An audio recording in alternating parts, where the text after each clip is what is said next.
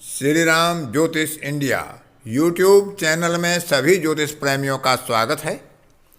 आज का विषय है मीन राशि के लिए वर्ष 2021 में किस किस क्षेत्र में शुभ अशुभ फल का प्रभाव मीन राशि के जातकों को ग्रह गोचरीय स्थिति के आधार पर देखना पड़ सकता है, जिसके कारण उनका जीवन सुख या दुख के रूप में प्रभावित हो सकता है।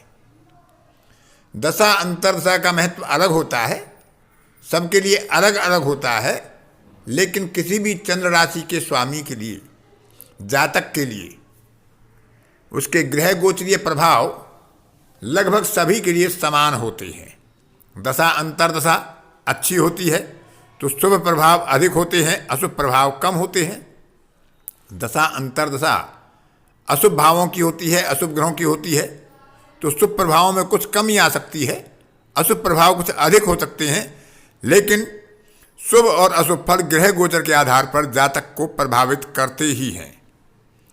तो मीन राशि के लिए वर्ष आरंभ में जो ग्रहों की स्थिति है और गुरु शनि राहु और केतु दीर्घकालिक गोचरीय ग्रहों की स्थिति वर्ष में कैसी रहेगी, उसके आधार पर विचार करते हैं कि मीन राशि के लिए आगामी वर्ष 2021 कैसा प्रभाव देने वाला है।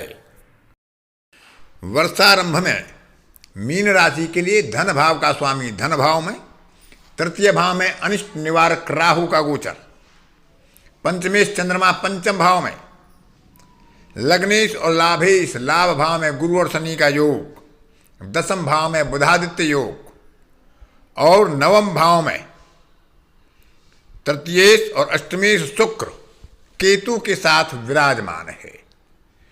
तो केवल एक स्थिति ग्रहों की इसमें कमजोर पड़ रही है कि अष्टमेश का नवम स्थान में जो अकारक ग्रह है और राहु केतु के अक्ष पर बैठना, लेकिन उस पर भी उसके राशि स्वामी मंगल की दृष्टि है।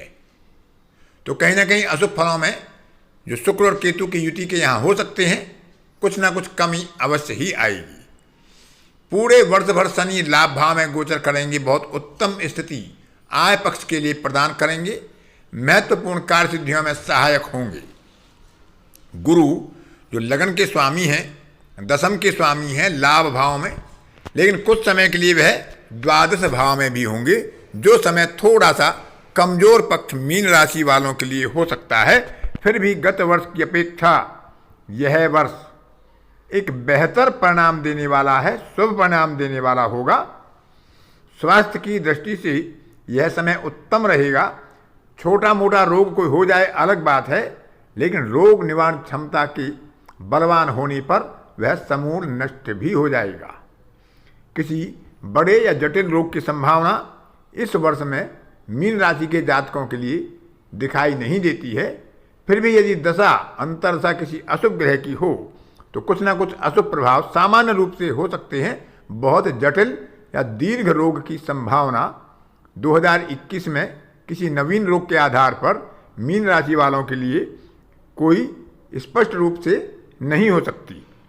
आर्थिक क्षेत्र के बारे में विचार करें तो धनेश धन भाव में, लाभेश लग्नेश के साथ लाभ भाव में अनुकूल फल देने के लिए तत्पर रहेंगे। आय वृद्धि के अच्छे योग बनेंगे। आय वृद्धि के लिए व्यवसाय में, नौकरी में कुछ नवीन मार्ग भी खुलेंगे। ऋण यदि पीछे कोई होगा तो उसको भुगतान करने के लिए पर्याप्त धन के संसाधन बनेंगे।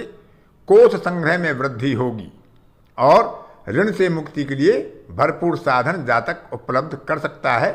यदि उनकी दशा अंतरदशा बहुत बेहतर पक्ष की है, शुभ ग्रहों की है, तो यह उत्तम काल आर्थिक स्थिति के आधार पर मीन राशि वालों के लिए हो सकता है। कहीं पर कोई धन रुका हुआ हो, फंसा हुआ हो, दीर्घकालिक कोई निवेश हो तो वह धन वापस होगा, उसके वापसी के योग बनेंगे और दीर्घकालिक निवेश भी अच्छे लाभ दिलाने के लिए तत्पर रहेगा, उसमें भी अच्छे लाभ की संभावनाएं होंगी।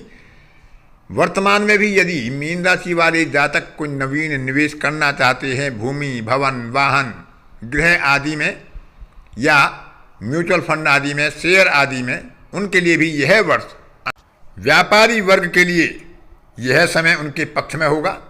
अपने व्यापार का विस्तार कर सकते हैं। व्यापार विस्तार के लिए नवीन निवेश कर सकते हैं। आगामी समय में वह शुभ परिणाम और बेहतर परिणाम देने वाला होगा। साझेदारी में किए गए कार्यों में भी समुचित लाभ के संकेत बनेंगे और नौकरी पेशा वर्ग के लिए भी यह समय बहुत शुभ समय है। नवीन रोजगार के अवसर प्राप्त होंगे। प्रोन्नति के अवसर प्राप्त होंगे।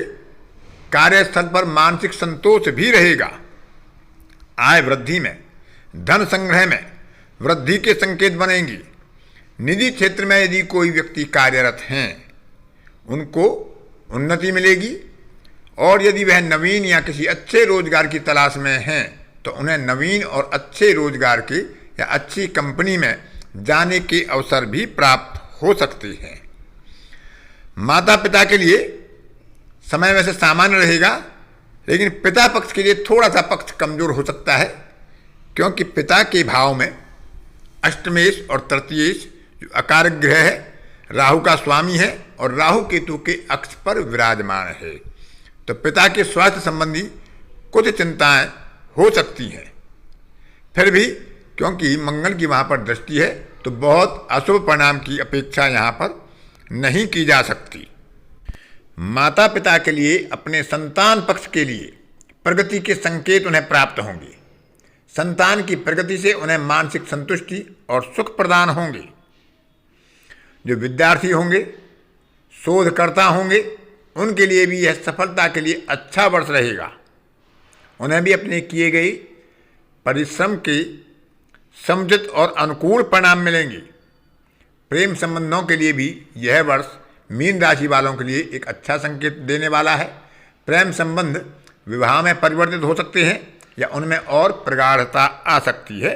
विवाद की संभावना इस वर्ष में उनके लिए ना के बराबर है।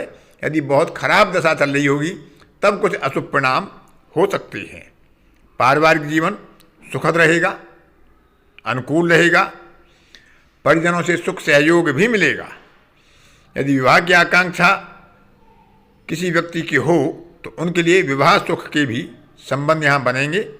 विवाह के वैवाहिक बंधन के सुख प्राप्त हो सकते हैं यदि दशा और अंतरदशा भी उनके लिए अनुकूल हो और जन्म पत्रिका में ऐसे योग बन रहे हों। कोष वृद्धि के लिए अच्छे संकेत हैं। बंधु बांधवों से उचित सहयोग मिलेगा, लेकिन अप्रैल से सितंबर और दिसंबर के मास में निवेश संबंधी जोखिम से मीन राशि वाले जातकों को बचना चाहिए। या निवेश करना भी हो तो सोच समझकर निर्णय लेकर तभी निवेश किया जाए। विदेशी यात्राओं से, विदेशी संबंधों से भी लाभ के संकेत बनेंगे। यात्रा लाभकारी अवश्य हो सकती है, लेकिन यात्रा में स्वास्थ्य संबंधी कष्ट हो सकता है। इसके अलावा यात्रा में चोरी आदि का भय सामान्य हो सकता है। थोड़ी सतर्कता आपके लिए बहुत ही लाभकर होगी। इस वर्ष में निवेश के लिए गृह, भूमि, भवन, वाहन आदि का सुख मीन राशि वालों के लिए शुभ संकेत देता है। दसम भाव में बुधादित्य योग धन और आर्थिक समृद्धि के लिए अच्छा पक्ष रहेगा। राज्य पक्ष से भी कुछ अच्छे सुख सहयोग की प्राप्ति हो सकती है। यदि शिक्षा के बाद राजकीय सेवा में जाने के इच्छुक जिनकी जन्म पत्रिका में ऐसे प्रॉमिस होंगे कि उन्हें राजकीय सेवा में जाने का लाभ मिलेगा, उनके लिए राज्य सेवा में सरकारी नौकरी के योग भी मीन राशि वालों के लिए इस वर्ष में अच्छे प्रकार से बन सकते हैं। लेकिन वर्षारंभ में द्वादश भाव का स्वामी अपने से द्वादश भाव में है, तो कुछ व्यय के संकेत भी बनेंगे। वो यात्रा पर भी हो सकते हैं, निवेश पर भी हो सकते हैं। संतान पक्ष की प्रगति के लिए, उनकी विद्या प्राप्ति के लिए, किसी शोध कार्य के लिए या हायर एजुकेशन के लिए, उच्च शिक्षा के लिए, बंधु बांधवों की सहायता के लिए ऐसे कुछ योग बनेंगे जिसमें कुछ व्यय की स्थिति बन सकती है। विशेषकर अप्रैल से सितंबर मास के मध्य में और दिसंबर मास में। फिर भी कुल मिलाकर यह वर्ष मीन राशि वालों के लिए एक सुखद संकेत लेकर आएगा। थोड़े बहुत कुछ मिले जुले परिणाम हो सकते हैं, लेकिन आर्थिक क्षेत्र में, व्यावसायिक क्षेत्र में, पारिवारिक क्षेत्र में, सामाजिक क्षेत्र में, राजकीय क्षेत्र में अच्छे परिणाम देने की क्षमता इस वर्ष में मीन राशि के जातकों को प्राप्त हो सकती है। इस प्रकार से आज की कक्षा में इतना ही। अन्य किसी कक्षा में फिर किसी नए विषय के साथ आपसे मुलाकात होगी। तब तक के लिए अपनी वाणी को विराम देता हूं। धन्यवाद।